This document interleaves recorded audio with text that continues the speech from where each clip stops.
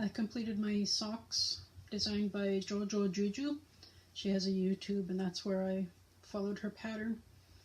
It turned out really well. I could have seamed better. We had an incident with the electricity. There was a storm and the power went out, so I did half my seaming in the dark. I started out nice and neat, and then once the power went out, my stitches got a bit wonky, and then it got dark, and the light I was relying on coming in the window vanished, and that didn't stop me. I just continued, and then someone caught me sewing in the dark and brought me a flashlight, so my final seam looks nice and neat. Anyway, it's a really good pattern. If you have a machine, Addy Pro, JoJo Juju has awesome videos.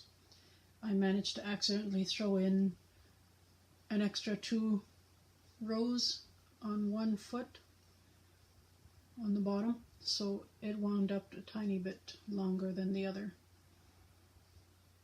But all in all, it doesn't make too much of a difference. These are too big for me, so I need to find someone with bigger feet. And maybe do a set for me in maybe 15 count of stitches, or maybe even a 13. I don't know. It's a good pattern. I want to tell you guys about something very, very special. It's awesome. My niece is starring in an international web series co-produced by Canada Media Fund and NZ On Air. I'll give you the YouTube link. That's where I saw episode 1, and they'll be posting the other episodes over the coming month. The next one is coming out on Sunday, and I think there's going to be about 30 episodes. There's a website, I'll give you that link. That's my niece right there. I'll share a link to the Facebook page too. There's my niece again. This character is Kisik. She is Cree Métis living in East Vancouver. The actress playing her is Janine Yuxo. She's an actor, singer, and YouTuber, and my extremely awesome niece. This is her co-star. This character is Annika. She is Maori. She lives in Rotorua, New Zealand. The actress's name is Kaya Torere.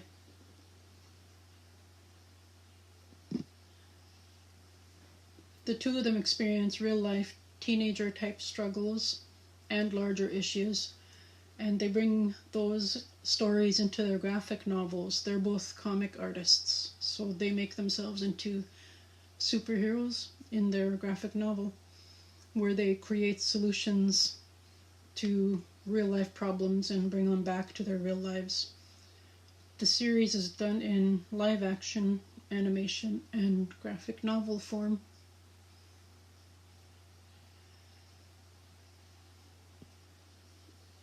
I've taken up my needles and what's left of my colors. I don't have much pink. I have to cross my fingers and hope my pink makes it from one end to the other of that costume. So far I am halfway done designing the hands. I've got the finger shape decided, but I need to figure out how to neatly, nicely join finger to palm. Otherwise, I think I'm well on my way. Those last few frames were screenshots from the YouTube video. I hope they don't mind that I took those, but I needed them so I can create my pattern, which I have begun trying to decide how to design the hand. This is my first one. I wasn't sure about this taper, and I wanted to snug up the join between the palm and the fingers, and I like how it looks here. You can't tell which side has the seam, so I'm going with that for my design. I've also tried longer fingers, which I think I like. The thumb came out too long, so that's going to be reduced by a row, and I decided I do like the taper. This one's a bit glove-ish. So I'm gonna go with that, with these fingers and that join and a shorter thumb, and continue with my kisik designing.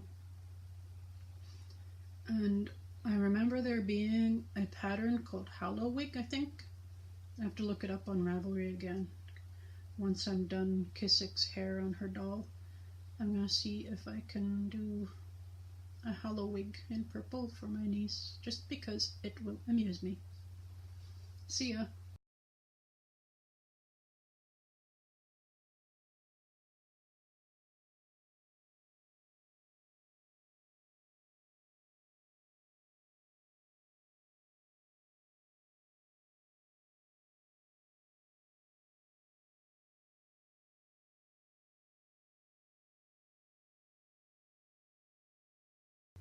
Why are you sneezing?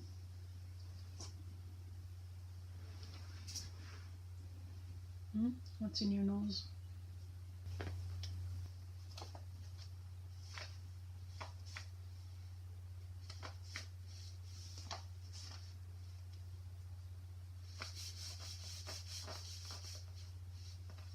Stay. How's that? Your purring is very loud, kitty. And my yarn won't stay on my pointy hair. No, it's not going to stay. My hair is too pointy.